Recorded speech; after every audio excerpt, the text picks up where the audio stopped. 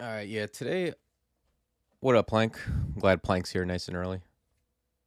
We're all here to have strong opinions. I feel like, I think this one, like with the background one, I think I was pretty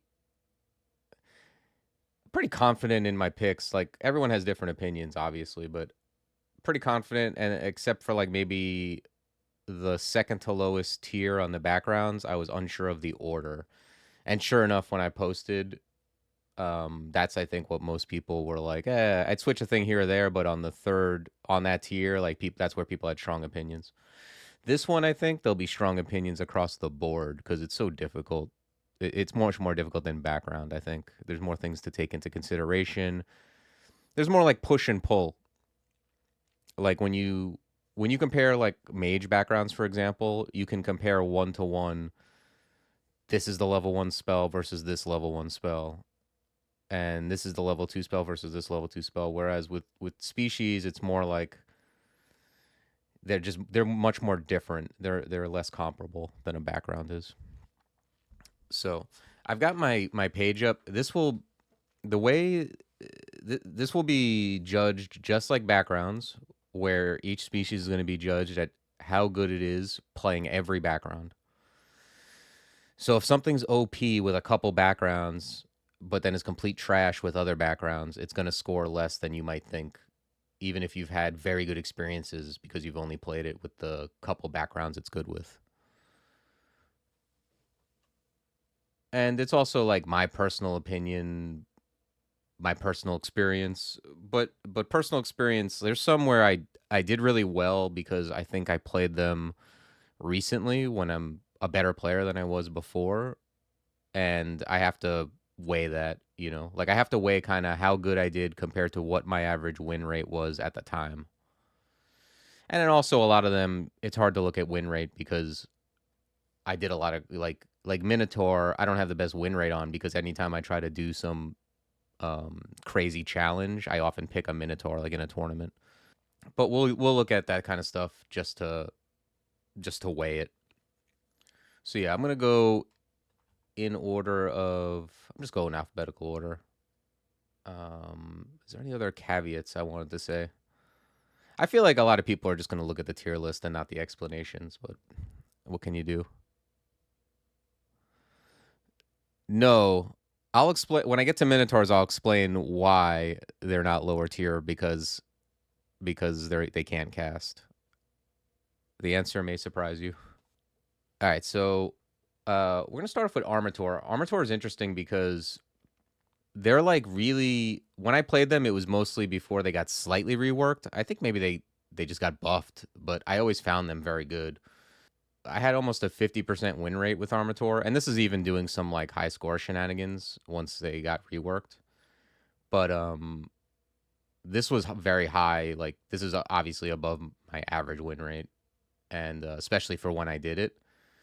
But they just have Armataur has a lot. Like their starting mutations are like really good. Um, they have extra AC, extra life. They have the rampage shenanigans, and they have an auxiliary tail attack. Their apps aren't the best, like but it doesn't matter really. I mean, you can take gods that help that when it comes to like the mage backgrounds.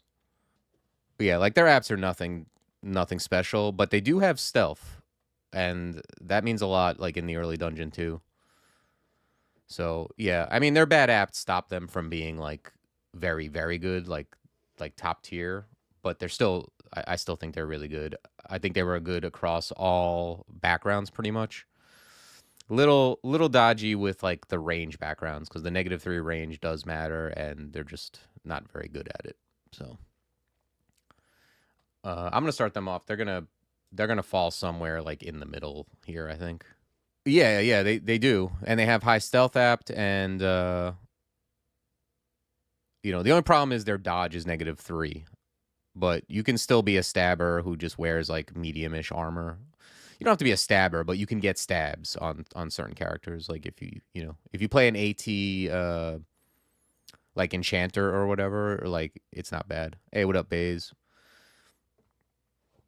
So they were like surprisingly good, to be honest, because when you look at their apps, you're like, what is this species? Like, what do they have going for it? And then when I played it, I was like, oh, they're so good in the early dungeon. They just have a pile of mutations that kind of help you out early. So yeah, surprisingly good is what I would say. Like at first look, they don't look too hot. Um, Especially I think new players really overestimate apts. They're not nothing. Like it's better to have better apts, and you can't do a whole bunch of stuff if you don't pick a god that helps you with it. But they're good at doing a thing.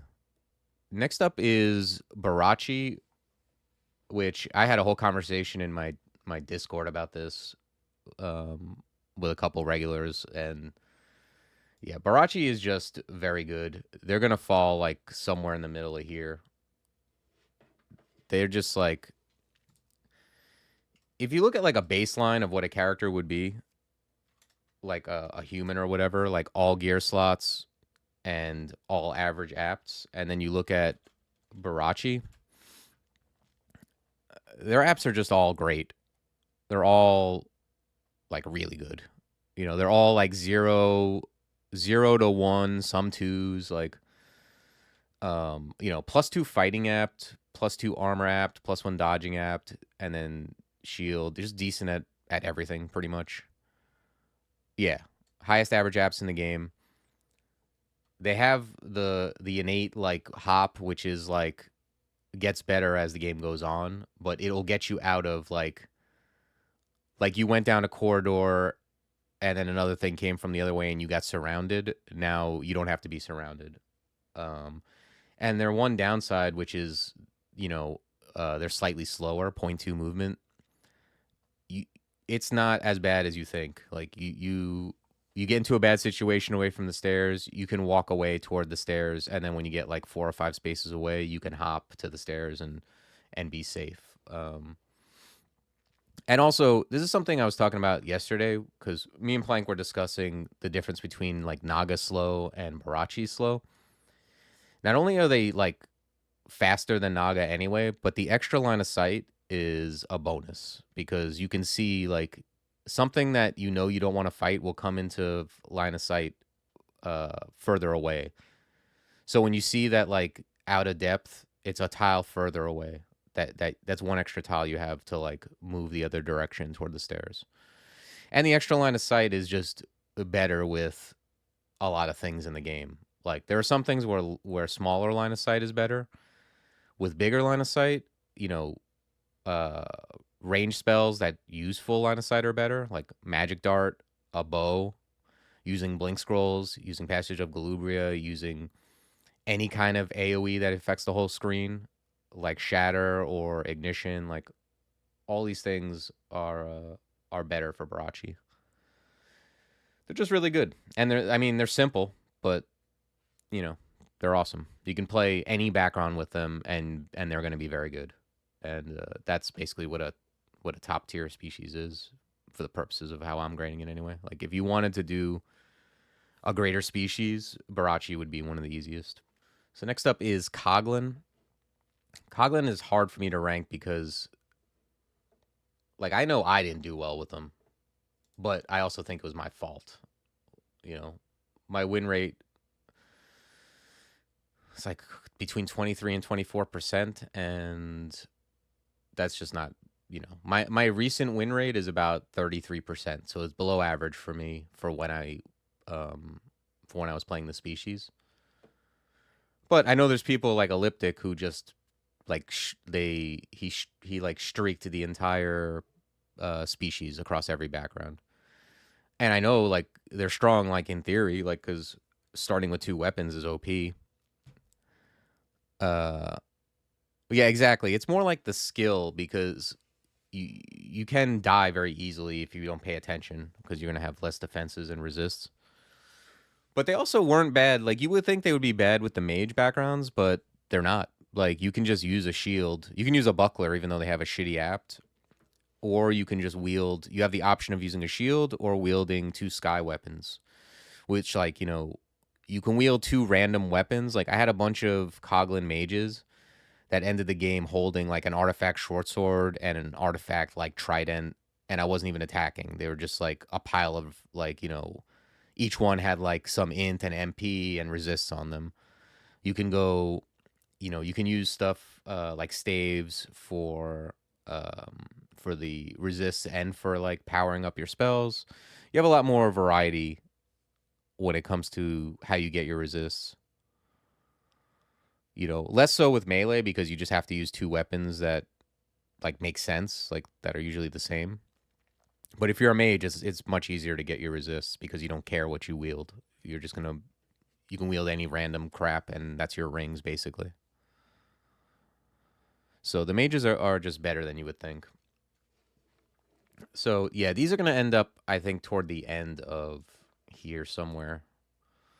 They're not like I don't know. It's like they're good in theory, but I think the difficulty of play, you have to factor that in somewhat, especially for some of the backgrounds that are like non-melee, or ones where like you just don't. Sometimes you just don't get, you know, like the dungeon deals you like good jewelry sometimes and not good weapons or stuff you can use, and you're just kind of out of luck. So I don't know. It has the potential to be very good, but just difficult to play. Next is Deep Elf. Deep Elf is very funny to me because they're like they're often the species I think that people first play to get into spells because their apts are so appealing, right? But their squishiness makes them not good because you just die very quickly. You're like so better off playing a species that has worse apps and just has some defense. Um, because you just end up with like you just wish you could average out your apps a little more because you end up like, yeah, you get your spells online quicker and that's cool, and then you just have like half the HP of a normal character.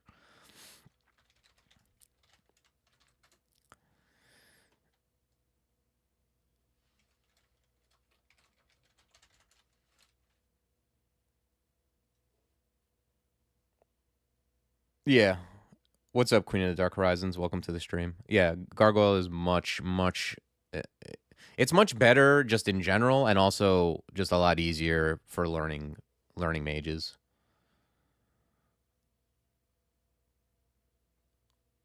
Yeah, they gave Deep Elf the MP regen bonus because they knew it wasn't gonna make it like OP, and it's a cool thing to have, and it fits right in with what they do. But that's not enough. That's not the reason that they're bad. It has nothing to do with ease of casting spells.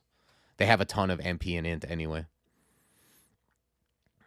What's up, Zergersh? Welcome. Yeah, Adder is very bad. All the bad things, like all the things that are dangerous early, are very dangerous to Deep Elves. And the other thing is, remember, I'm judging this across all backgrounds, so I'm not even judging this like on just the mages. Like when you play like Deep Elf Delver, Deep Elf Chaos Knight, the Deep Elf melee starts, they're very difficult, just like in general. Yeah, 16.38% for me. That's not a good win rate. Like if I take it through, like you can see like 33% on like the mages, 8% win rate on Cast Knight for me. Like when I go, you could tell when, look, Delver took me 20 games to win. Deep Elf Fighters, no picnic. Like you have to turn anything that doesn't start with a book or find books. I generally was turning into hunters because they do have like a very good range apt. Yeah, well, actually, Deep Elf Berserker was a lot better than Deep Elf Fighter, or like starting with Trog is good, but that's just Berserker because you're a zealot. That's why Berserker is such a good background. It can actually make Deep Elf like decent early. So it feels weird because like you play Deep Elves and sometimes you just feel all powerful and then you can just die immediately. Next up is Demigod.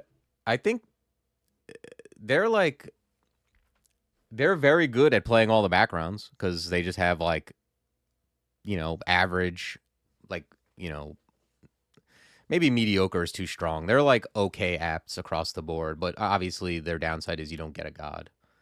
But they do feel strong, like once you get them going, especially. So I don't know. They're gonna land somewhere around here. That might be controversial. I think this is gonna be one of the controversial ones. I think Demigod for a lot of people they might have it like bottom 3 or something. I don't know. I got it above Deep Elf, especially across all like across all the backgrounds here. They're definitely better like in the melee backgrounds and anything like that. Like I find them much easier to get out of the early game. And once you like buff up whatever the relevant stat is a couple times, like it really adds up. Like they like if you play a mage demigod or something that's casting, let's say, and you look at their apps, you're like, man, these apps kind of stink. But then when you have like you gain so much int that it really like overtakes that. So I don't know. They're gonna end up, I think, somewhere at the top of this bottom tier here. And the reason I only have like on the backgrounds I had 5 tiers and this one 3, I think it's a little closer on species. Like there's gonna be a lot that are kind of close in value. Or kind of like hard to differentiate. Next up is Demonspawn. I think they're gonna end up like I mean they're not great. Maybe around here. Maybe like the front of here, back of A tier. Yeah, probably front of here. You can just whiff on mutes early, and then you just have this character that has bad apps and doesn't really do anything. So you can obviously you can shoot like you can just shoot the moon with Demonspawn, get like the best apps ever and best mutes ever, and you just feel like it's the most powerful character you've ever had. But like early on, like you don't have to do that, and if you play a lot of them, you're gonna have games where you're like this character does nothing. Yeah, exactly. With when you get the best mutes, you're like I can zig forever, nothing can beat me. I'm regenerating 13 HP a turn. And then sometimes you're just like, "Oh, this build stinks." Like I got Demonic Guardian, I'm with Okawaru, like, I got Big Brain, that's a waste, whatever.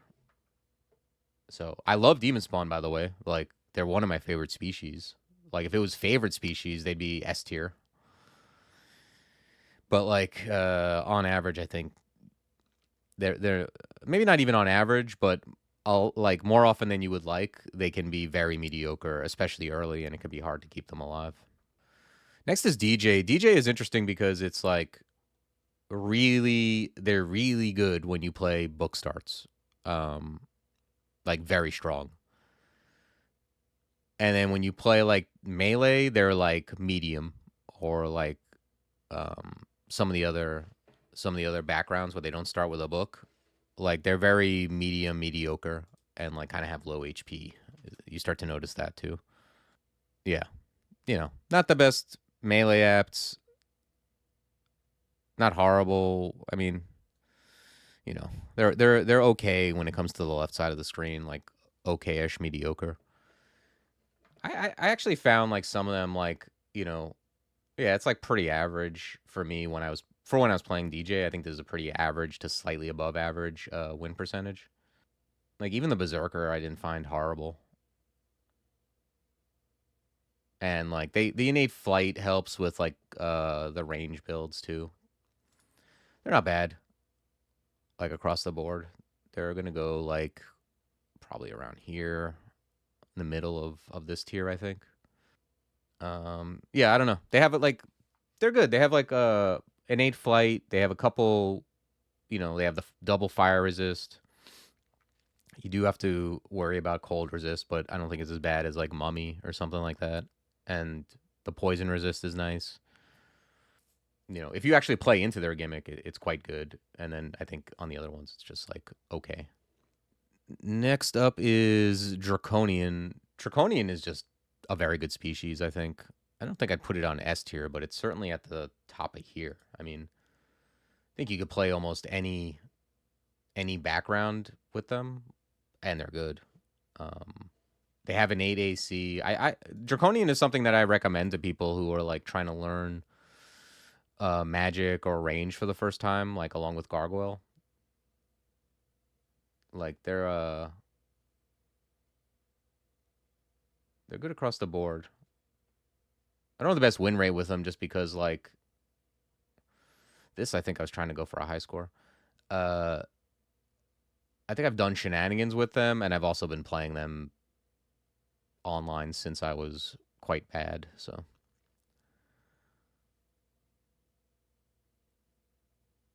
But yeah, you can see like any of the new backgrounds I have a pretty good win rate with, and then the old backgrounds are like horrible. But they're really good. The breaths are very good, like especially the reworked breaths.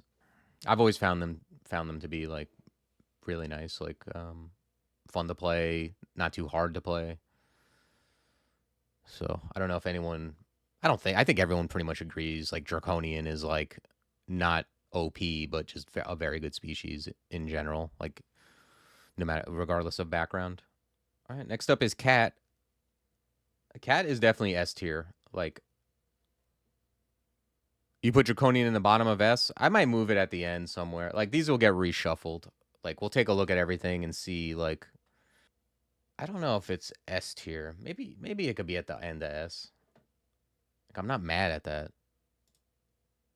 They're not really bad with anything, right? Like I mean I know you get a color that's not your color, but that who cares?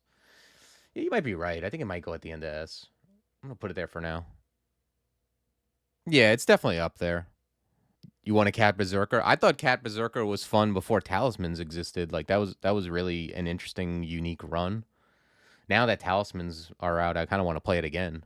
Like OP Berserker and Felid Berserker. I played both those before Talismans, but those do make it a lot more fun, I think.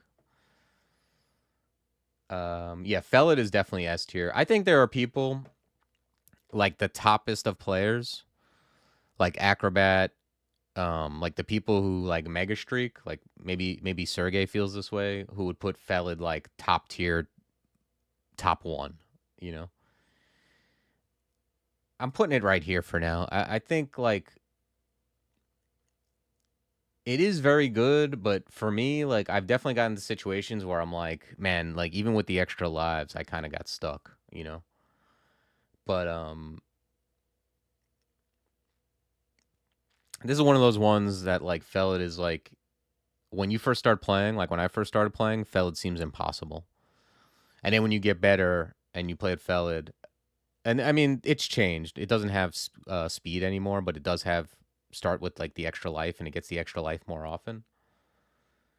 Um, but once you get better and you play Felid, like I think Felid with the speed, it would be top tier, maybe a little higher. But the and then when it was in that intermediary period when it had speed and the extra life, it was the best species ever.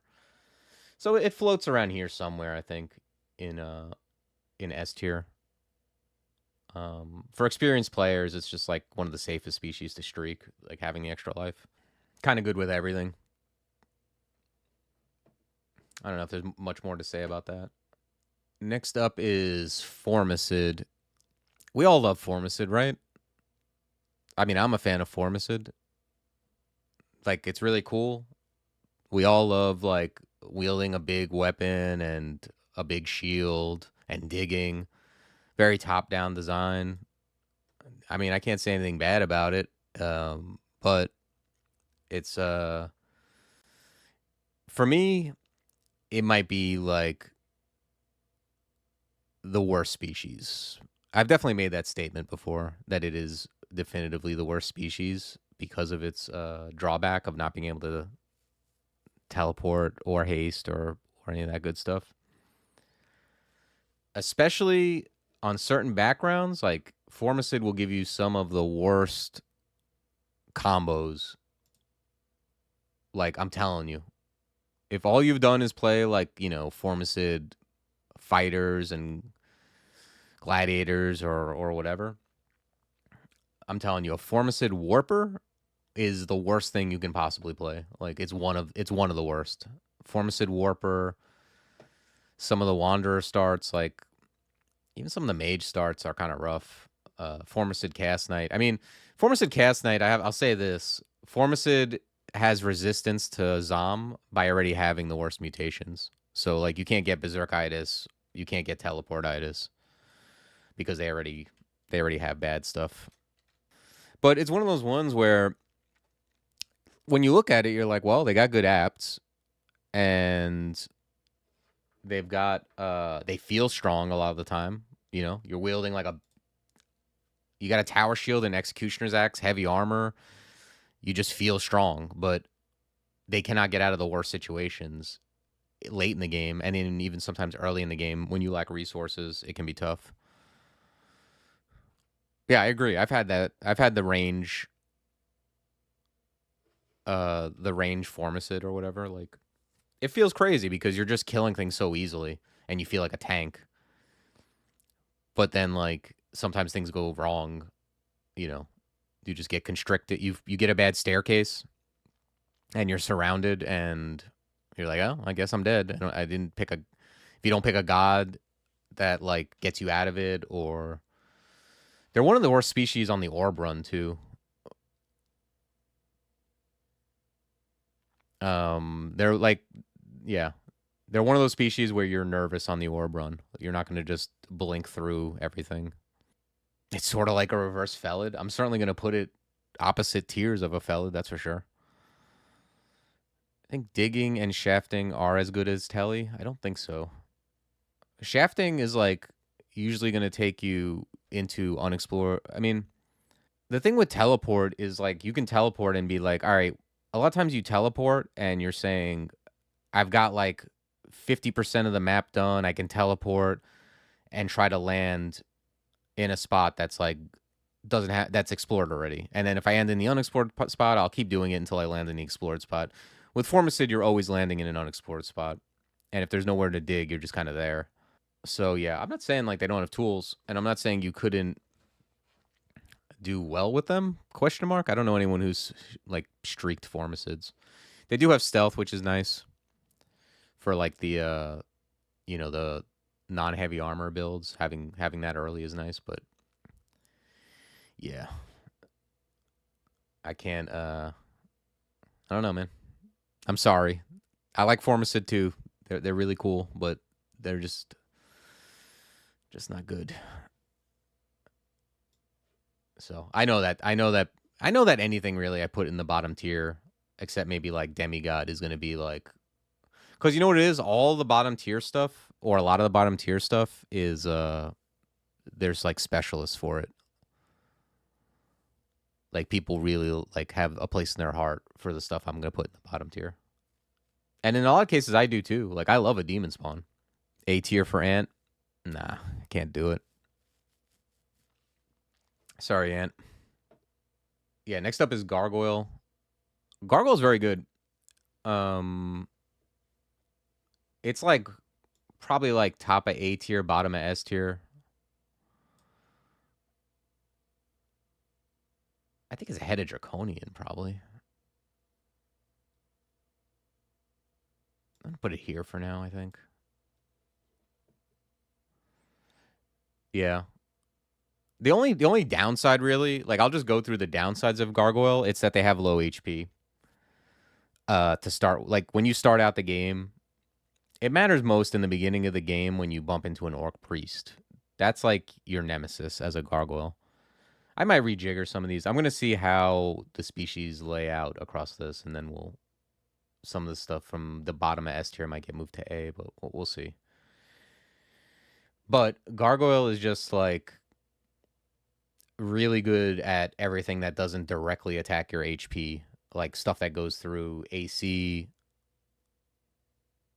Yeah, they're just really good because you start out with poison immunity, resist elect. You start off with like a pile of resists, so that's stuff you don't have to worry about. You have like innate AC that builds up quick. There's been so many times where I'm playing a Gargoyle Mage and I just in a robe I have like 40 something AC and I'm just like I could pick up a weapon and also attack. I might as well. You know, like the melee versions where you're just stacking up AC, they end up with 60 to 70 AC. Like they're just complete tanks. Um, with good apts, flight.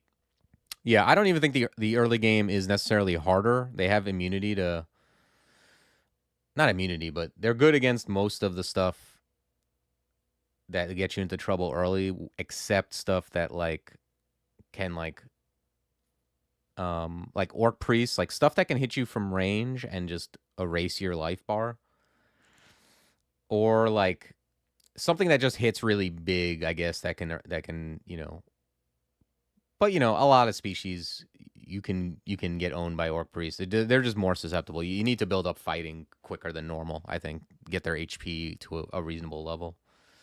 But other than that, they're great. I mean, I use them. I use them for my recent turn count run to get my highest score ever.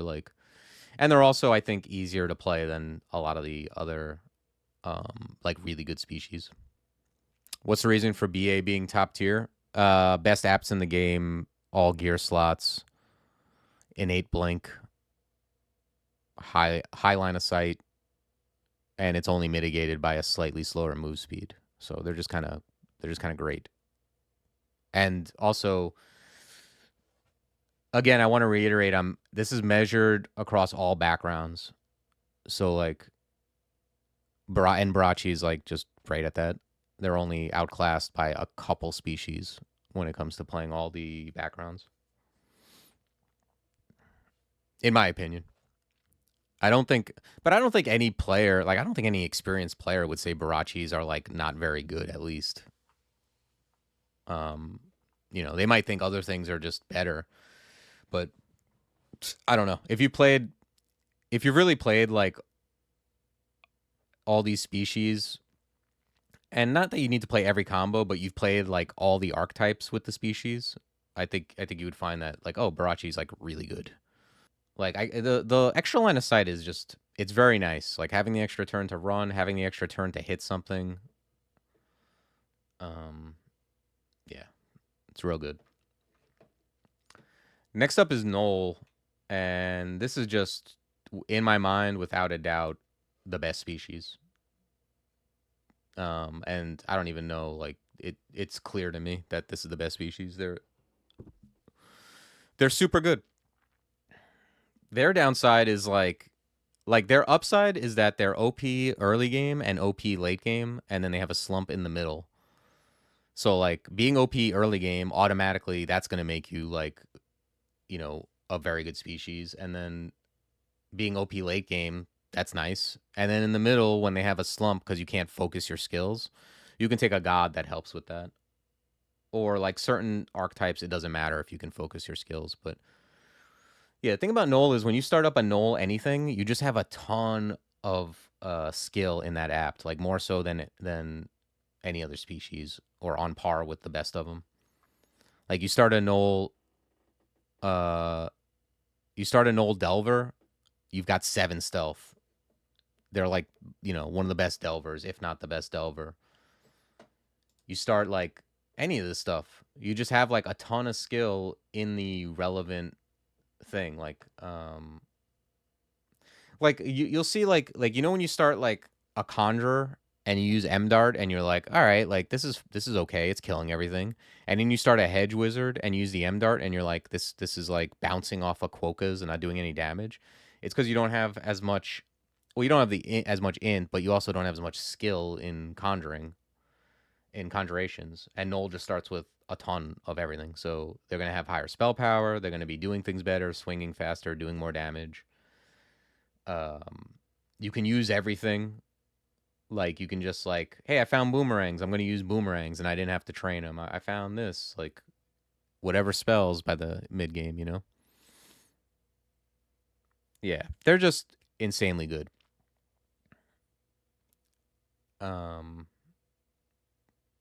And then by the end game, once all your skills get to the mid to high teens, now you're just you're just stupid OP. You just you saw the Gnoll character, that Gnoll summoner I did for the sudden death tournament. It's I'm a mage, but then I just I'm a summoner, but then I found punk. So I'm oh, I just have one of the best one-handed range weapons in the game. The best, really the best. And I just started using Punk to save MP, and just also because it's great. Like no other, I'm not gonna do that with any other random mage more often than not.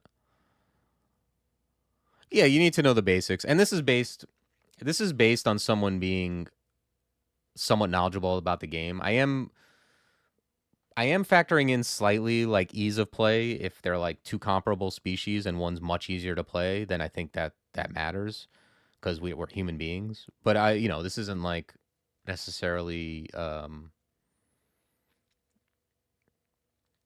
I'm not considering like if you're a very new player and it's hard. That's not really what the list is. It's like for people who are like intermediate to pretty experienced, I think.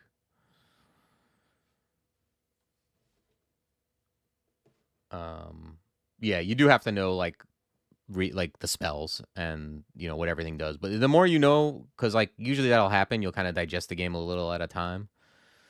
But yeah, the you get to utilize everything. Like you find an invocable, use that. You find whatever you find, you can use.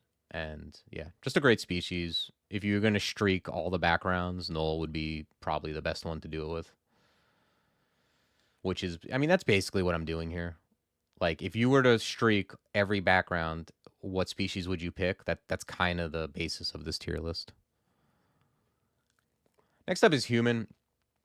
They're like dead ass average, kind of like um certainly better than Coglin. I'm gonna put him here for now, probably. Yeah. I mean, Armataur's bad at range. That's the only thing, but yeah, maybe it is like, hmm. I don't know. Armataur is really. I find Armataur really good early game, and human I don't always find that. Yeah, I don't know. Human's floating somewhere around here. I think I'm gonna let him lie right there. There's not much to say about human because they're just like, they have the new like regen on explore gimmick or whatever. I mean, that's whatever. They're just like a dead ass average character. They have all their gear slots, which is nice, and the 0 apts are actually good apts.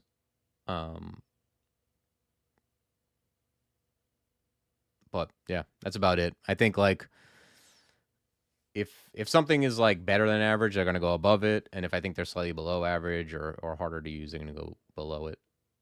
But yeah, I don't really know what else to say about human. I mean, we all know what it is. Um, Probably makes sense that it would lie somewhere in the middle. Next up is Kobold. I think Kobold is good. Like it's probably gonna go like here. I think. Um, I know like Dilly definitely has this like top of S tier. Like they're good. Like I always like have fun playing with them. I think the Nightstalker mutation is not good in general. I mean, I realize that when you're stabbing, it's good for stabbing. It gives you an extra turn to like be close to something if you're doing that, but it makes a lot of things not good. Like the same way I was talking about Barachi's line of sight making a lot of things better. Kobold's lack of line of sight makes full screen AoE, Passage of Galubria, Blink Scrolls. It makes Passage of Galubria unusable, really. Makes range attacks less good. It makes like finding portals harder, like getting out of Abyss and stuff like that. Like I realize it does make it easier to get away from stuff, like to lose them. And when something has a unique aspect like that, you play around it and you build around it. Like I get it. It's better than like when Demonspawn had Nightstalker and you didn't really build around it. You just kind of happened to you. But even that said, you know, it's a I think it's an overall downside. Yeah, and you know, like yeah, it's one of those ones where if you play a couple of the backgrounds, like the ones that it really leans into, it'll be great. And then with some of the other ones, it's kind of like okay, it's not bad. It's just like with the other ones, it's like all right. But I'm also not saying it's bad. I'm putting it at the top of A tier. I'm just saying why it's not S tier. And the other thing I wanted to say is some people might say like I've heard people will say that the range is bad on them because of their reduced line of sight, and it is worse. But it's basically if you think of a range weapon as just a really long pole arm, like it's very good. Like they have a +3 range apt. They're like a Merfolk for range basically, but their pole arms are longer. I mean that's the only way I could put it. So I'm not mad at playing a ranged Kobold. I think that's quite good. If you find a good range weapon, that is.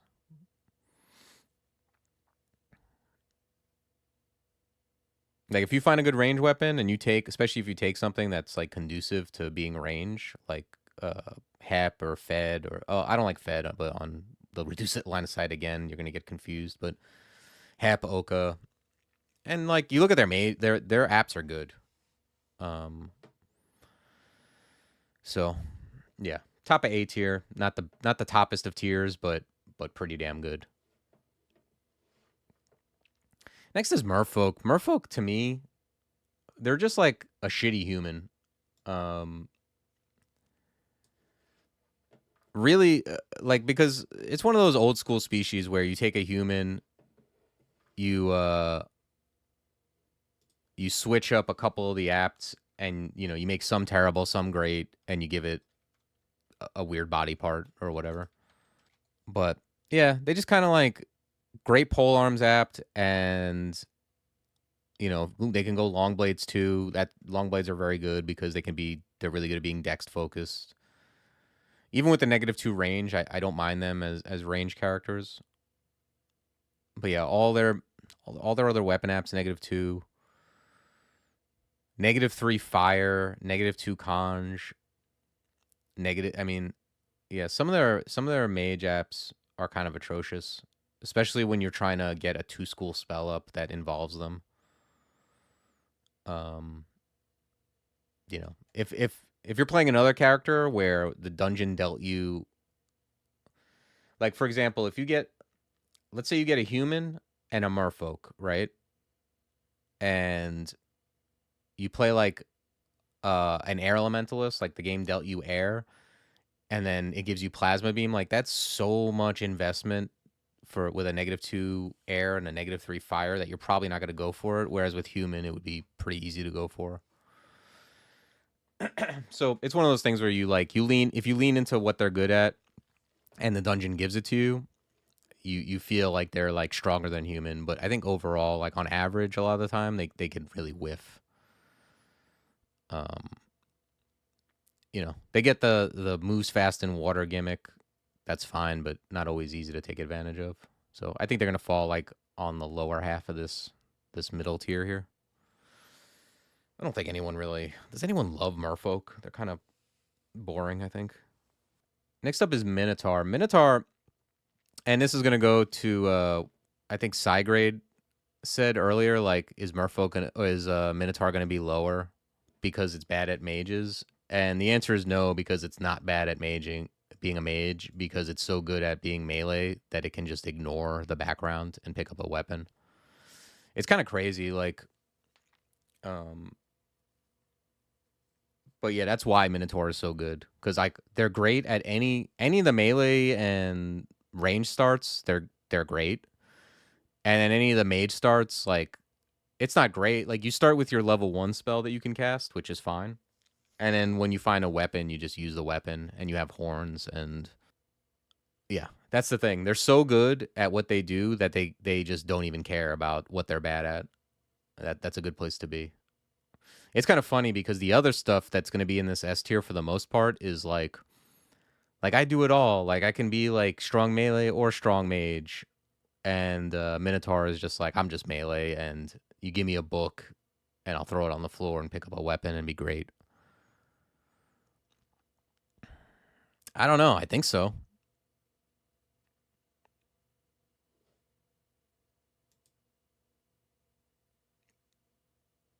Minotaur is just like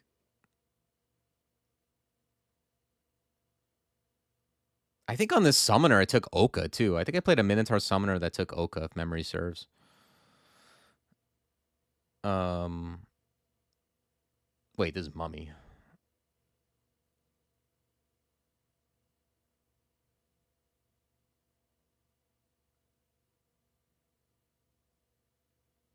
did worse with Minotaur Hunter than some of these book backgrounds.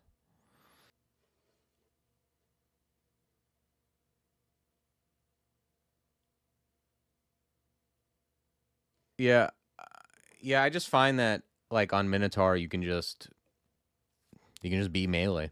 I don't know if it's like, I don't know. Let me think about this. Maybe because I do Minotaur. I played. It's hard to look at win rates because I do all my shenanigans with Minotaur because they're so good. Yeah, I don't know. I just always feel pretty good with Minotaur.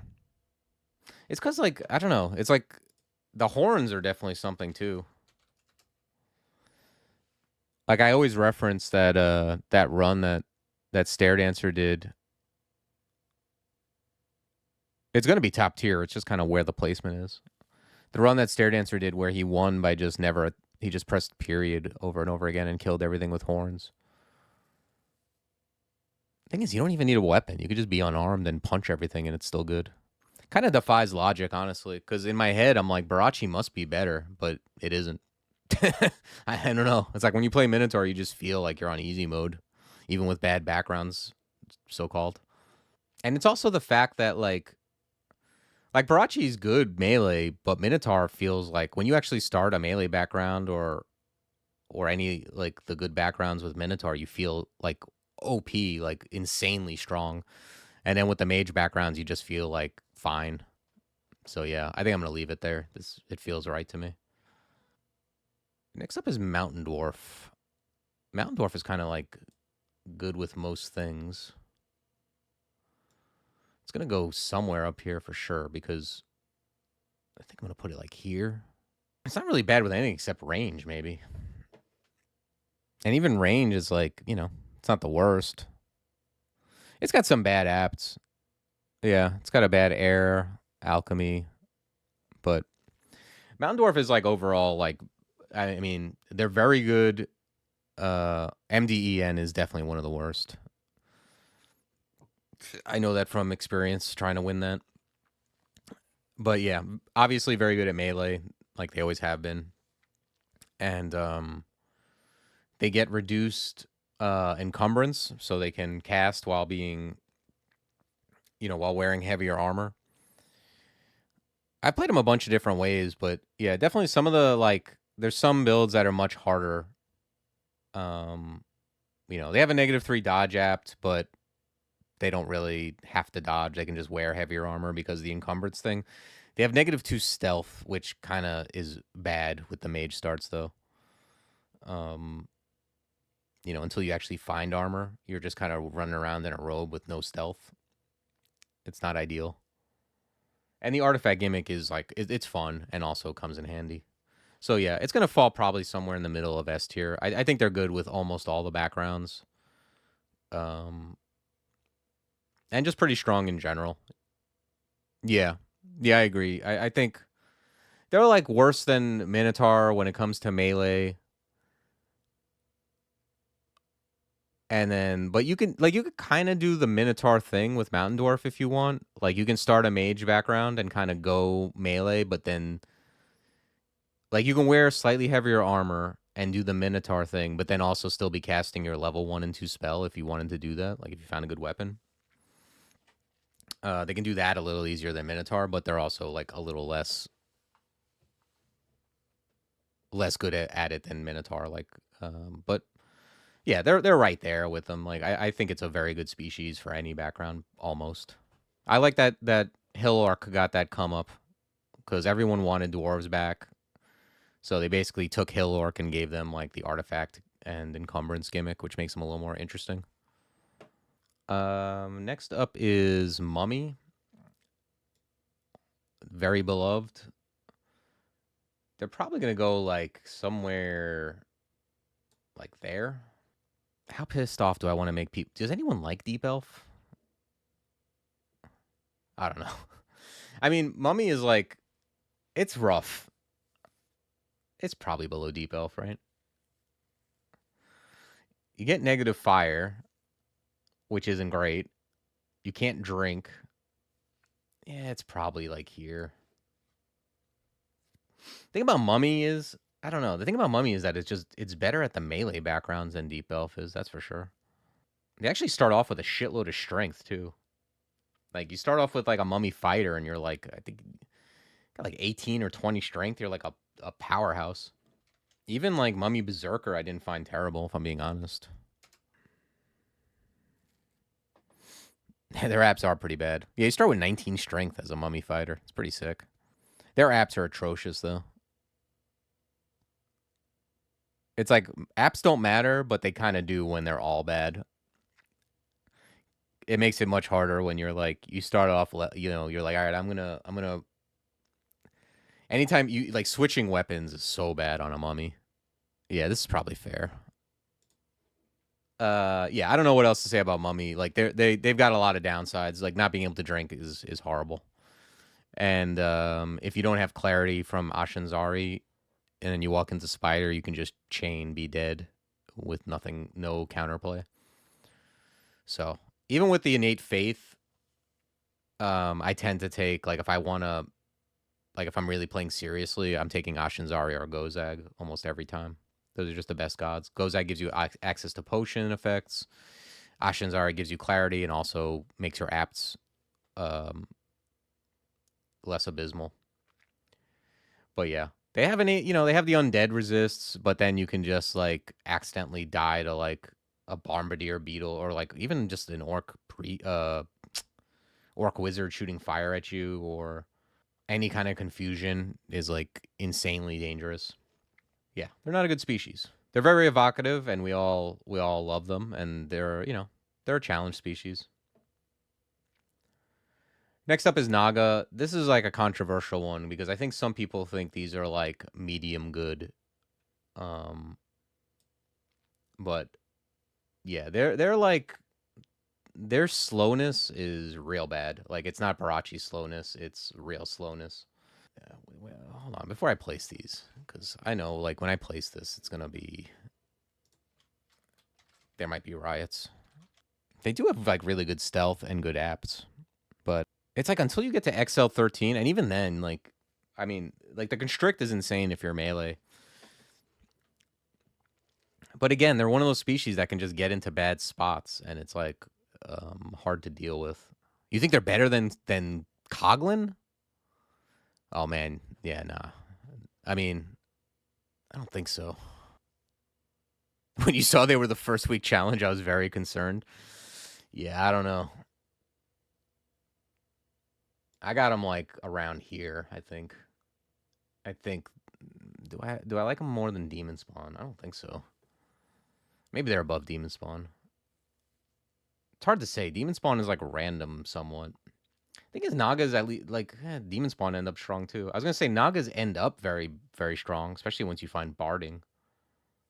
But sometimes you don't find barding. I played some Nagas that never found barding. Why is Felid so low?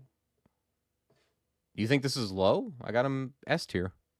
I think if anything, I have Felid. Like I think Felid could fall anywhere on here, maybe depending on how difficult you find them. Like Felid is a real like test of diligence, for sure.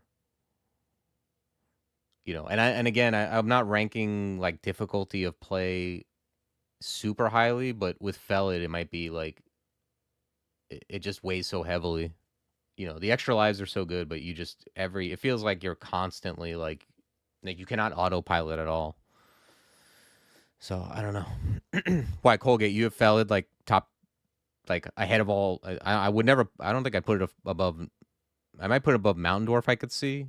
I can't see putting it above the top 3, but I think some people would. I think some people, like I said, I think some people would have Felid top 1. So I don't know. I guess it depends on your experience with them. I can't tell if I like Naga here or here. Yeah, I don't know. I did not have. I don't know. I didn't have good experiences with Naga when I first started playing, and I played a lot of them when I first started playing, and even lately, I don't find them to be the best. You think top 2? Interesting. I don't see it. I definitely don't think they're better than Gnoll. But are you talking about like I'm rating this across all backgrounds? Like I don't think like like Felid fighter, like the Felid melee backgrounds, like Felid monk. I know they have extra lives, but those aren't good. Yeah, I can't see it being better than the stuff I have ahead of it. The stuff I have ahead of it is all good at every background, and they're also like it's just easier. So yeah, I got to stand strong on this. Like I definitely have them in the top tier, and I think like a lot of these you can make arguments for switching some of them. But these four right here are so much easier to play than a Felid. It's so much easier to just have more defenses and um, very trivial situations for these species are not trivial for Felid. Like I'm not gonna walk onto the screen of an orc priest with one of these species and just take it all to the face and be dead. You know what I mean? And I realize Felid has an extra life for that, but still. All right, next up is Octopode. I love Octopode. We all love Octopode. It's very cool. I think in the end game, Octopode ends up being one of the strongest species like in the game a lot of the time. Like I've taken a lot of Octopodes into 15 runes because when you go into a form, it just doesn't meld anything. So now you're just in a form with 6 extra rings, which is very good. But they just like in the beginning, you just have 1 AC. And for a lot of the backgrounds, you're a 1 AC dude that has to run up and hit things. And the constrict is good, but you're still what you are. Stormform Octopodes are insane, but that's going to weigh very lightly on my categorization of OP of a Octopode because Stormform is something that requires like 25 shape, and that by the time you get that, the game's over. So they're like around here, I think. They just die very easily early. That's why. You know, I know like people play Octopodes and they get like insanely strong, and they're like, "How can it be this low?" I got a 15 rune where it was like the strongest character I ever had, but that's just the end of the game. You know, early on they die very easily, and a lot of times the dungeon just doesn't deal you jewelry in the beginning, and you just can't utilize the things you find. Unfortunately, you're a fragile species with not a lot of. Your early tech is constrict, which requires being adjacent. That's a lot worse than like Spriggan, Felid, the other fragile species have like, stuff going on. So I don't think that's controversial. I think most people realize Octopode dies very easily early.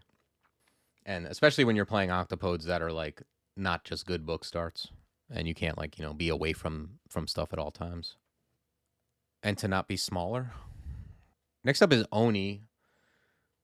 Oni and Ogre. Oni is basically just Ogre plus, like Ogre with a drunken gimmick. And they're quite good, I think, as mages. Like as mages, you don't usually wear heavier armor on a lot of mages anyway, and then they just have a ton of HP. And I like how their gimmick makes like stuff like a potion of curing be like very relevant later on as just like health. Yeah, they're very good. Like if you play the backgrounds that make sense with them, they're very good. If I was just rating this on how good the species are when you play like a couple of background, like the 5 backgrounds that make sense with them, they'd be like much higher. But they're worse even with a good fighting app. They're worse at melee because they end up being like bad trolls. Like they have to find armor and they don't start with their end game weapon. They're probably gonna end up like at the end of here somewhere, like something like this, I think. Yeah, some of the melee backgrounds are, or the ones that are just like a lot of times I look at it, it's like when I play an Oni monk, like I'm not really thrilled. Like a Coglin monk can at least pick up 2 weapons and you can kill stuff. You can kill anything really that you encounter if you had to. I'm not thrilled to play any monk, but that's exactly what I mean. Is like when you have a monk, it's kind of like you're really leaning on the species. Like when I play a Minotaur monk, I feel fine. It's like how comfortable do you feel as a monk when you pick up a weapon and start attacking things? Do you at least have like stealth to like avoid things? Even though they do, I don't know. They start with Orb of Light still. I think on some species it's questionable whether you use the orb. But yeah, I think they're pretty good. Like for most of the backgrounds. Obviously, horrendous at range and kind of dicey on melee early. It's funny how many times I played an Oni and like forgot about their gimmick. Like I was poisoned and thought I was dead. Like there was like an adder and something else next to me, and I quaffed curing and killed both things. So it's easy to forget that they have double healing and they do a cleave attack when you drink. Next up is Poltergeist. Poltergeist is very good. These are very fresh in my mind. They're gonna be like maybe somewhere around here. Um, top of A tier, bottom of S. Probably top of A. I think it's one of my highest win rates, and it's because I played them all recently, and also I haven't tried anything crazy with them. But like I have like almost a 70% win rate with Poltergeist. They're really good. Yes, 74% with Poltergeist. That's like more than double my recent win rate.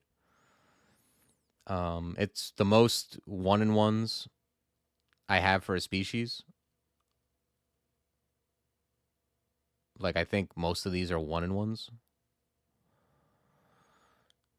It's really good. It's way better than I thought it would be across all backgrounds. They're like they have a lot going for them. They start with very high stealth. That's a start. So 5 stealth, they're always going to be like able to avoid a good portion of fights. They have like okay apts, not horrible. I mean, -3 conj, -3 UC, but like it's not a big deal. Like they have like all of these they have first of all, they have the undead resist, right? So they can't be poisoned. They have like resist negative or whatever. But then they also have a thing of resist cold. They can't be sticky flamed. They can't be netted. These are all like early game threats. Constricted. It's not till XL13, but they do have basically innate scroll of summoning that they can fire through. And the thing that's like less intuitive is that so many things will give you AC. Like you think it's just going to be hexes, but just like any of the cold spells where stuff's getting slowed down, anything that gives a status, like you often just have extra, like more AC than you would think. And the ability to wear all the auxiliary gear and everything else. So they're good at everything. They're good at being mages. -2 range app, they're good at range, like most things that fly. And even the melee starts I didn't find that bad. Like even Poltergeist Berserker was not the worst ever, believe it or not. Poison does not proc AC. It's the only status that doesn't. But like draining, freezing on cold-blooded stuff, what other statuses are there? Like anything that slows, like a Curar Needle, Metabolic Inglatiation, Freezing Cloud, like Immolation, Inner Flame type stuff. Using Oosk, using Gozag that distracts. Like it's just like when you play it, you don't really need to necessarily build around it. If you do stuff, you'll be like, oh, that works with it. That works with it. Like a lot of stuff works with it. So yeah, if I was doing it by my own personal experience, they would be the best species because I had the most success with them. But I have to mitigate this by like, I played them very recently and I played them mostly on stream. But yeah, really good species. Like they're very, very good. And even though like they have like their apps are kind of medium, it's like medium and then a couple apps that are like really good, like hexes. So like on a lot of characters, you can just randomly, if you find like enfeeble, you can just get enfeeble up really quick, and it's not. I don't think it's wrong. Whereas like with a lot of species, you can't just randomly get like a level 7 or 8 spell. Like you on a lot of my poltergeists, I was doing something different, and then I found Sphinx Sisters and enfeeble, and I got both of those going pretty quickly. So yeah, really good species overall, and really fun and interesting. Like the gimmick where you can wear a whole bunch of auxiliary gear is cool. Next up is Revenant. Revenant is also really good, and these ones are going in the S tier. They're one of the best species at everything. These are another ones that I think are like my second best win rate. Oh no, it's not as high, not nearly as high. But they're like they're really good at everything. Like if you've played Ghoul before, they're a better Ghoul. Yeah, Colgate. That's the other spell I was thinking of. Like the tree you often go up with Poltergeist is like Viper, Sisters, and Feeble for sure.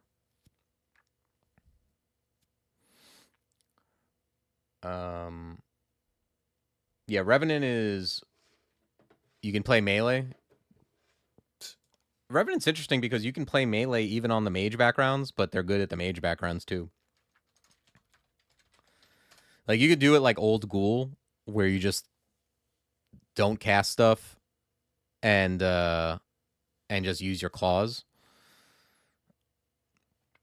Or you can be a mage, but it's just better to cast, honestly. Like they're very good at casting. Ghoul has better range app. That is possible. The big thing is they don't have the negative regen malice, which is nice. But like their enkindle ability is very, very good. Even early, sometimes you'll have like 2 memories, and in a position where another species would die, you get another 2 casts from a good spell, and you can save yourself. Yeah, Revenant obviously -3 range. That's not wonderful, but it doesn't matter because they have a +1 UC skill. And the claws 1, I mean, they add a little bit. They're not great. They're no troll claws, but they're good enough. I've won plenty of Revenants unarmed, and I think that's what I did with my range character. I just threw the bow on the floor and used unarmed, or used range for a while and then switched to unarmed. Yeah, I think yeah, I think if you're a Gozag, and the thing with the downside of Revenant is that they have bad max MP. If you could find like an early MP9 ring, or even better, like gear that has MP on it, I had a pondering or just artifact gear with MP, like that, it goes a long way. It ends up like doubling or adding like 30% to your MP. It's very good.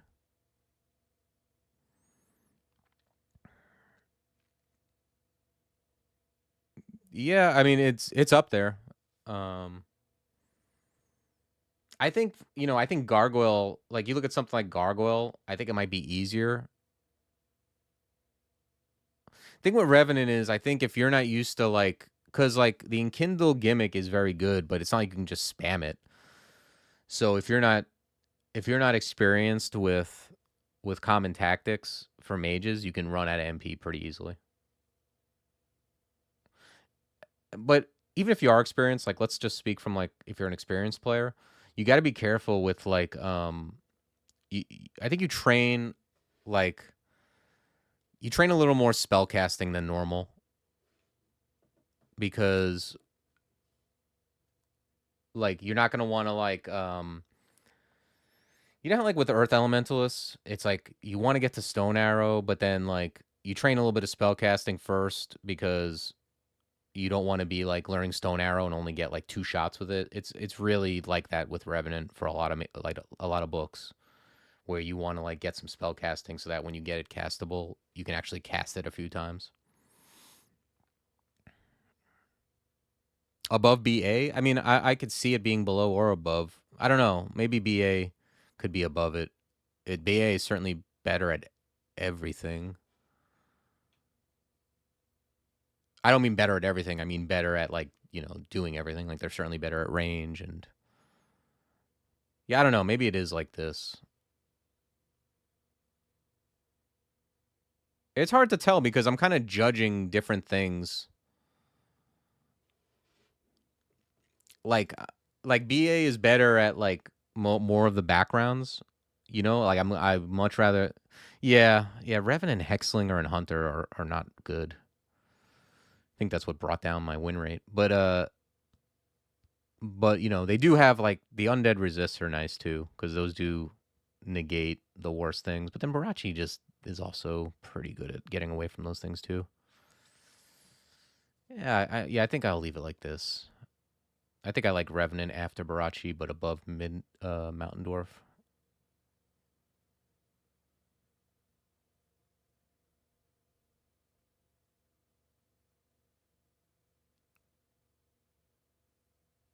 BA is worse at Invo. I'm okay with that.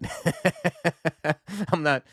I'm not really judging Invo a ton. Invo doesn't really do anything like in the hardest part of the game, and also the thing is like you. When I say everything, I'm talking about all the backgrounds and archetypes. But you can just take a god that's like doesn't use Invo or doesn't use a lot of Invo.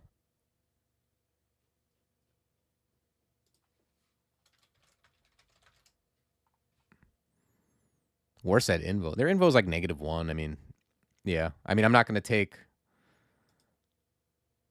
I still would take an Nemelix if I had to, I think, and I have. But yeah, they're going to be a little worse when you're using those type of gods, but I don't know. What gods are you using with Revenant that use a ton of Invo? I guess like a melee guy that used like Nemelix or Kazal. Yeah, that's the thing, is like when you have insane apps across the board, -1 on Invo is like you got extra to spare. You know what I mean? Whereas like Revenant, like it's so funny that you said that because they're just so much worse at everything else. Like the apps, if you look at them, it's like they got Invo. It's like everything else is like -1 to -3. But despite that, Revenant is like very, very good. Yeah, I think I like this. I think I like that where it is. I definitely think Revenant and Poltergeist as these two new species are like a home run from a design point of view. Like shout out to Regret Index, I think, and possibly Draco Omega, but I think Regret Index did these. Big upgrade from Vampire and Ghoul in terms of not just power. It is an upgrade in power, but an upgrade of just like being interesting and not annoying to play. I found these two species to be a pleasure to play. Next up is Spriggan. I've vacillated throughout my crawl career on this. I used to think Spriggan was like the best species or one of them, like because the speed is so good. Maybe at first I thought they were unwinnable because of the low HP. Then I learned how to play a little bit, and I was like, the speed is OP. And then now I'm like, I don't know, like the HP does kind of matter because you just can die out of nowhere, as evidenced by my last stream. I think they're like, I think I put them above like human because this is like the average point. I think I put them like around here. A lot of this is like difficulty of play again. Like the speed is very good, but sometimes you just like it's so easy to just explore into a situation that's very bad. And also like, you know, Spriggan's got some hard backgrounds.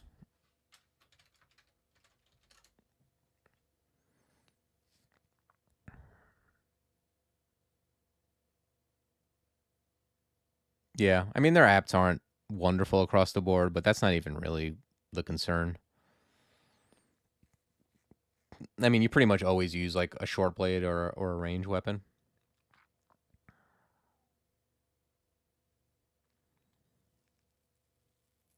Yeah, it's like a Felid without the extra lives. You do get to wear gear. I mean, you can get them to be strong, but I used to like them. You know what it is? I used to like them more when it sounds crazy, but I had a bunch of them where I used statue form because when it was a spell, and I would just cast. You could cast statue form for defense, and then get out of form just to run. You can't. You obviously can't do that anymore. But and also just playing Spriggan across all the backgrounds since then. But yeah, I think they're above average. Like the speed is incredible, and I think it's really the like I don't know what you call it. Not really difficulty of play, but like it's a species like a lot of the fragile species where you have to be super diligent, you know? Like it's so easy to make a positioning mistake or to like auto explore into something crazy where like your speed can't be utilized. And you know, the low HP obviously you can get owned early on. Yeah, you can see VS, Felid, and Spriggan the worst HPs. A lot of the stuff that's low HP tends to be at the bottom, and it takes a lot to pull it up. Like Gargoyle has a lot. That's how it gets pulled up. You know, Spriggan, the speed is what's putting it in the middle and not on the. Obviously, if it had no speed, it'd be horrible. But yeah, I mean, they're really good at like really strong when it comes to range or any kind of range stuff. Um, you know, when it comes to the melee stuff, you got to be like you need to train up stealth no matter what, avoid a lot of fights, exclude a lot of stuff, and kind of play like that. But yeah, it does have secretly more HP, but uh, it's still pretty low, and you're still gonna get destroyed by an orc priest is not gonna care about your MP. Yeah, next up is Tengu. They also are low HP. Pretty decent apps across the board. I mean, bad hexes. Well, they got some bad ones. -3 hexes, -3 earth. Yeah, that's true. I remember playing some of these. The nice thing about Tengu though is like some of these are better than you would think because of like if you have a spell that has like when you play a Tengu Forge, right, and you have a -2 Forge, but then you have a +3 air, that's actually not that hard to get Spire up. But yeah, I don't have them super high, mostly because of their HP and I don't know, where do I have them? Probably like definitely above Demonspawn. Do I have them above? Hold on, before I place these, let me look at the backgrounds.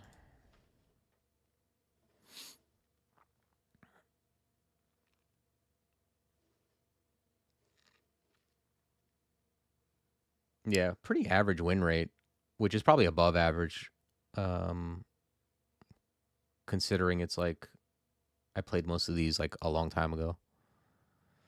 Yeah, +3. Obviously, Air Elementalist is good, but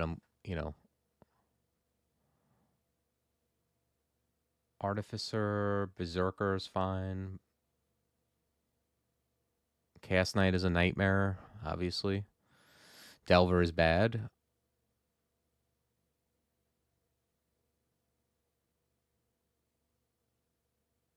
Yeah, they have a good range app too. Yeah, it's like they're not. It's really just they feel so fragile a lot of the time. I don't know. They're probably like I was originally thinking here, but I think they're like better than I initially was gonna put them. Do I like them better than Oni? Probably. It's probably like something like this. This A tier is getting a little clogged up. I don't know. Maybe PO is gonna go up here for now. Not sure about this Tengu pick. I haven't played like the thing is I played Tengu so long ago. Pretty much, except for Forge Right that came out recently. But they kind of can do everything, right? Like they have good melee apps, like good armor dodging, good stealth apt. Hex's -3 is not that big of a deal.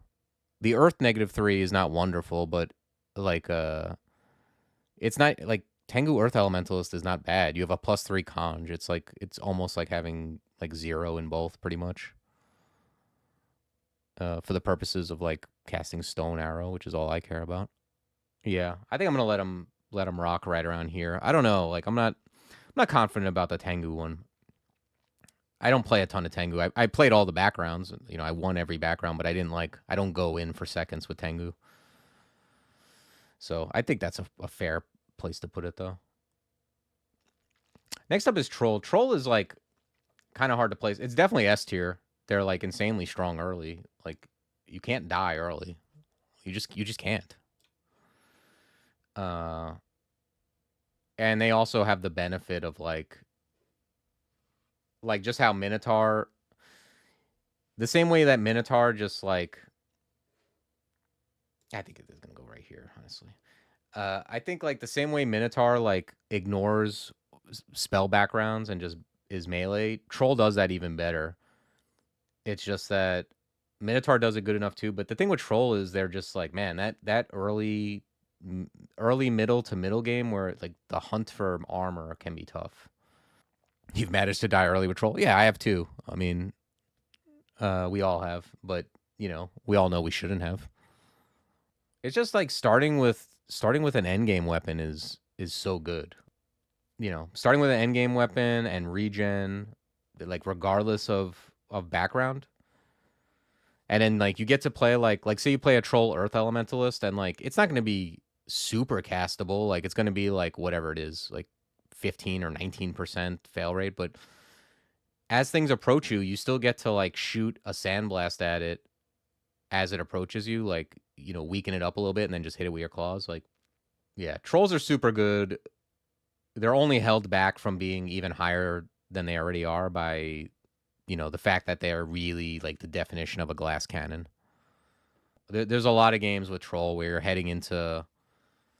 either heading into lair or you're like didn't find lair yet and you're going on to like D9 or D10 and you're like, I can kill stuff, but I also have like very little AC. EE is recommended background for troll. Interesting. The old tree. Yeah, I don't know. I mean, back in the day, you could go into statue form through it, but uh, which is something I would do on a troll. Like if you find forms before armor, you can always do that. But I would recommend not picking a form that melds your claws. Next up is Vinestalker. Vinestalker is another one, kind of like Octopode, where it often ends up. Vinestalker has had like maybe the most characters where I'm like, I feel like a god by the end of the game. Like I'm a melee dude who can't die. Like I'm just melting everything and I'm always at full HP. But unfortunately, they start with no HP and are very easy to kill. And you know, anything that smites you or drains your MP bar uh, is bad. And then a lot of the if you try to play a Vine Stalker, like first of all, obviously the range backgrounds are not good. If you try to play a Vine Stalker like the book starts, if you try to like cast, it's very difficult a lot of the time. Like if you try to just go into casting, because you're just like so low HP, like without attacking and gaining back HP, like MP, which turns into HP. It's very much an uphill battle. So you pretty much, in my experience, and from some other people I talk to, they like do the same thing. You basically are like pivoting at some point, like being a mage and then pivoting into melee on those backgrounds, and it can be difficult. Any character where you're like trying to pivot is going to be a little more difficult, you know. And you have to find your weapon, and you just have low HP, and it's just very easy to die. So yeah, they're gonna like fall like definitely on the low tier. I don't know. Are they worse than Naga? I'm gonna fall some on one side or the other of Naga, I think, for me. Yeah. I mean kinda just whatever apts. Normal apts. Bad armor and dodging. Yeah, that's the other thing. It's like they have low HP and then also bad armor and dodging and shields. Yeah, and like I find you don't really want to be they do well, like if you're like there's also like a subset of spells you need to be casting. Like I don't think casting like trying to cast like conjurations like Iron Shot and then attacking is good. I think you want to like buff up, cast something like, you know, Ozo's Armor, Fugue of the Fallen, Summons, like something like that where you cast first and then you start attacking and you build up like that. So again, they get very strong, but they start out pretty weak, and even the mid game sometimes can be tough if you don't get if the dungeon doesn't deal you what you want. And you also need to take gods that kind of help you out with that.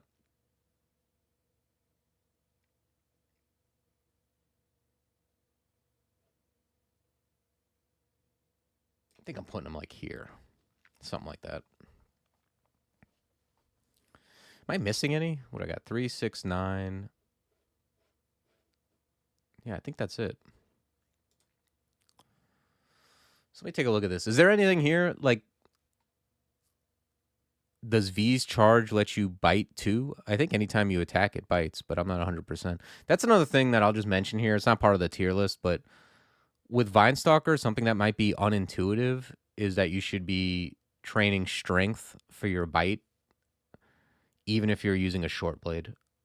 You know, using a quick blade or a rapier, dex does not do a lot to buff your damage output on that weapon. You want to be using like a flat brand anyway, like Elec, Vamp, Drain. And your bite is what's doing the lion's share of the damage, and it keys off of strength. Your weapon is really just a life support system for biting. Move Oni down so every tier has 9 species and it looks pretty. Am I okay with that? Well, before I do that, because I'm not sure, the middle tier is always the toughest for me. What is your guys' opinion? And not just opinion, but can you make a convincing argument for why something should be lower than Oni that's kind of close to Oni? Or even if you think something is way off, but I think Merfolk definitely stays up here.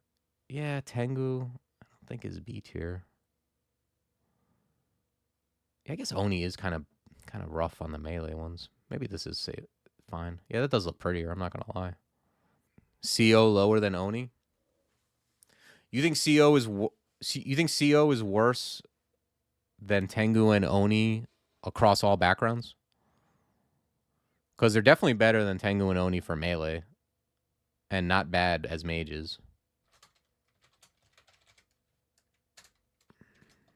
I guess it doesn't surprise me, just because like a lot of people play like, I'm sure a lot of people play, it's dual wielding. A lot of people play Coglin Hunters. This is probably a fruitless. I'm not just saying that because it's way off, but I just realized, like, let me just take a look at Tengu real quick. Tengu has a higher win rate than Oni too. Oh no, it doesn't. Oni has a higher win rate than Tengu.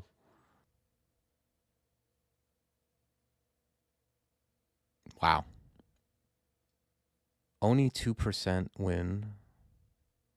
Minotaur 4.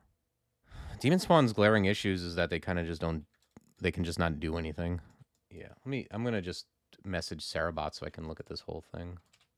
Just want to see what like good players, like players have who have decent win rates, like what their win percentage is across all the species, and really how they relate. So Tengu, let me post this in chat. Yeah, I'm gonna post the win rate of like good players, which is like, I think just like reaches a threshold of win rate and has played a certain amount of games. This is the first half, so you can see, although it's weird, like some of these are kind of low, but I think a lot of this, you got to take it with a grain of salt, because I'm sure some of this is based on weird factors. Like Gnoll's is low, but I think that's because people, like whenever I see something like an anomaly, I just assume they were doing something really weird with it. But yeah, Tengu and Coglin are kind of like comparable, as is Oni. They're all like floating around 2%. But yeah, I think so. Gnome thinks that Gnome is not high on Coglin. What Coglins have you played, Gnome San? Have you played like mages and melee guys? Mage and range? Okay. They have a bad stealth apt, right? Yeah. Thing is, I didn't do well with Coglin either, but I feel like they're better than what I did. That's how I feel about them. Like with my Coglins, I didn't die early mostly. I died like later on, where I definitely made a mistake. Yeah, I don't know. I don't think I can reason it, because I think Coglin is better than Oni at melee, like 100%. And then I think Oni is better at, and Coglin is definitely better at range than Oni. And I think Coglin is like a little worse than Oni at mage, but I don't think it's like some huge discrepancy. So yeah, I don't know. I think so. Yeah, they can drink potions. I don't know. I mean, the thing is, early on, like OP is just so like made of paper. I realize Mummy is literally made of paper. But I don't know, like they're like I think what I think is for the mage backgrounds, like maybe for the mage backgrounds they're somewhat close, or maybe OP you could say is better because they can drink potions, and then for all the other backgrounds, Mummy is just like gonna have, I feel a lot more comfortable as a Mummy fighter, gladiator, brigand, artificer than I do OP. You think Mummy's negative potion is worse than Foe's Telly? I don't think so. Like the best consumable in the game is Scroll of Blinking, right? Like I think we all agree on that. They don't have access to that. Teleport is also like the thing you often use to get out of problems, right? Because usually because you don't want to use the Scroll Blinking, but that's the other thing that gets you out like second most, and they don't have access to that.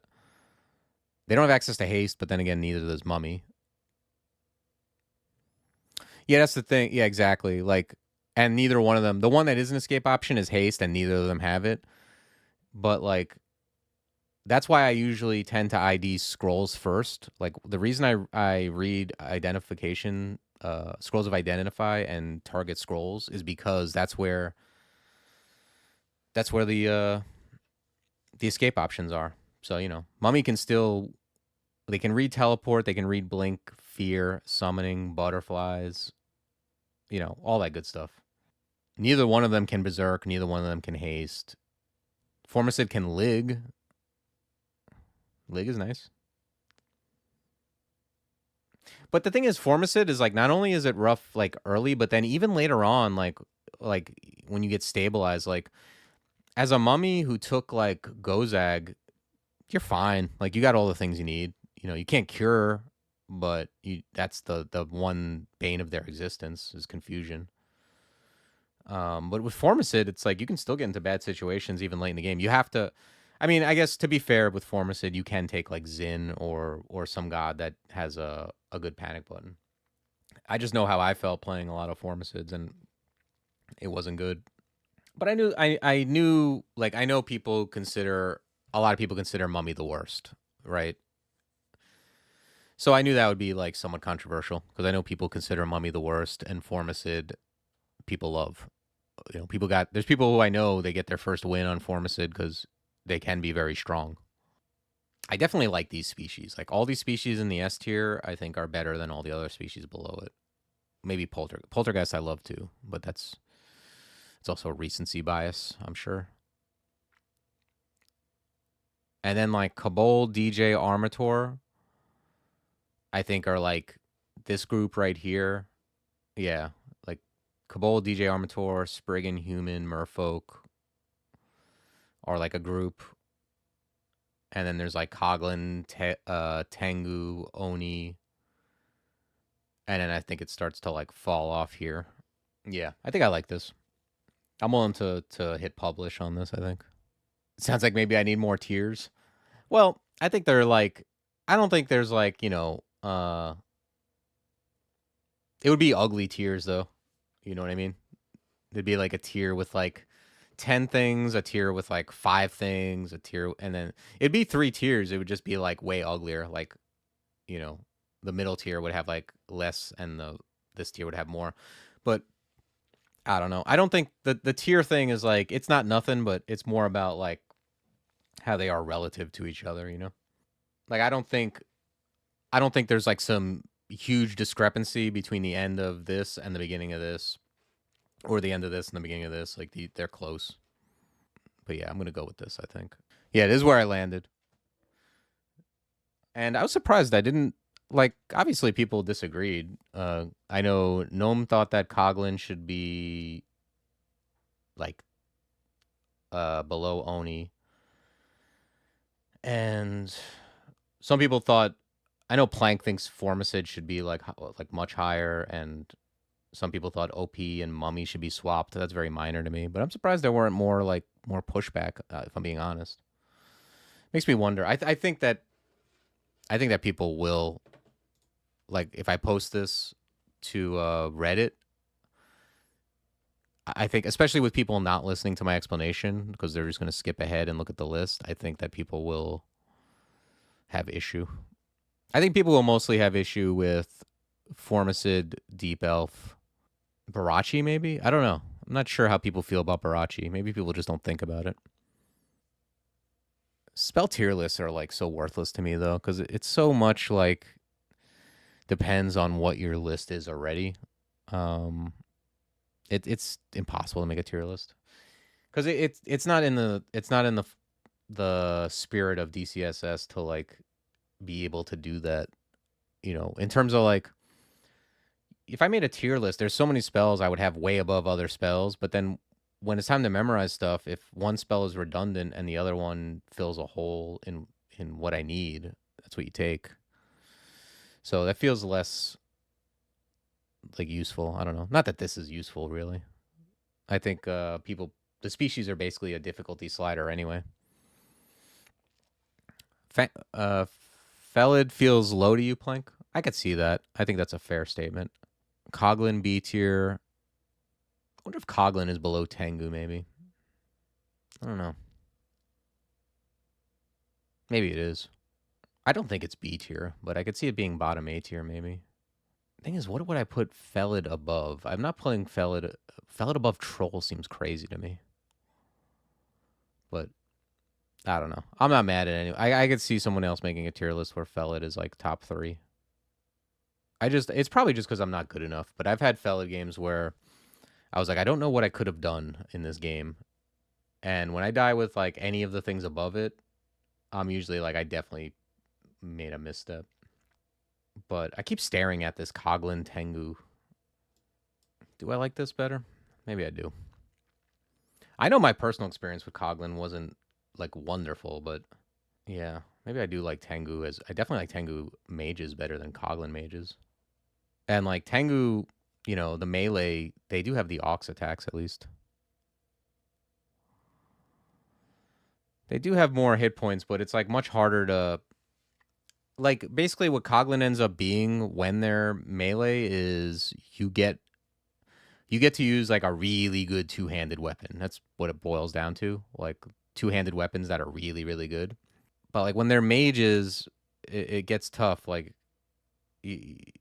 especially early on. Like I think my Coglin mages, I pretty much had to go Ash. I don't know. I could go either way on the Coglin Tengu thing. I think maybe I'm just gonna leave it like how it was. I will just call it like this. This is my intuition. Yeah. All right. If nobody has any final thoughts, this is how it's going out. Yeah. All right, y'all. Yeah. Thanks for joining me. We will be back tomorrow with the sudden death tournament. I also strongly feel it looks cool. Thanks. All right, y'all. Take care, and I'll see you soon.